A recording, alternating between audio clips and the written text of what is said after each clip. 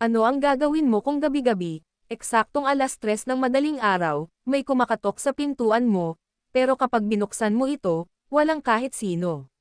Mas nakakatakot pa roon, ang mga bakas ng paa ay papasok sa bahay, hindi palabas. Kung mahina ang loob mo, may oras ka pang umatras, pero kapag nagsimula na ang kwento, wala nang balikan. Matagal nang naghahanap si Marco ng murang matitirhan. Nang may mag-alok sa kanya ng isang lumang bahay sa dulo ng baryo, agad niya itong tinanggap. Napansin niyang sobrang baba ng upa, pero hindi na niya iyon pinansin.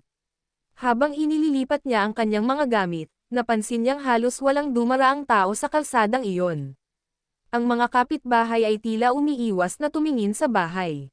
Bago umalis ang may-ari, isa lang ang sinabi nito. Kapag sumapit ang 3:00 ng madaling araw, kahit anong marinig mo, huwag na huwag mong bubuksan ang pinto.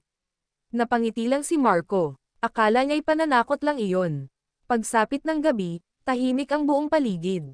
Walang ingay ng sasakyan. Walang tahol ng aso. Tanging huni ng kuliglig ang maririnig. Bandang 12:00, nakatulog siya. Ngunit eksaktong 3 a.m. TOK.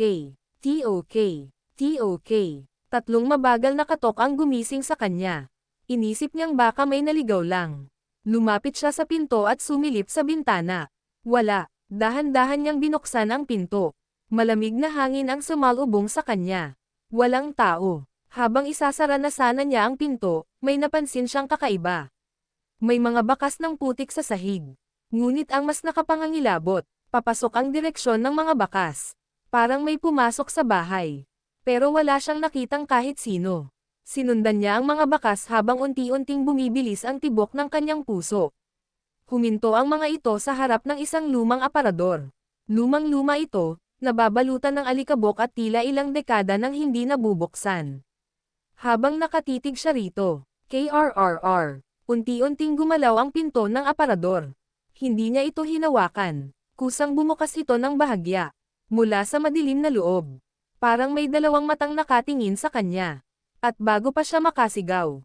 Bang! Biglang sumara ang aparador. Cliffhanger. Ano ang nasa loob ng lumang aparador? At sino ang kumatok sa kanyang pintuan ng 3:00 ng madaling araw? Malalaman natin iyan sa susunod na episode.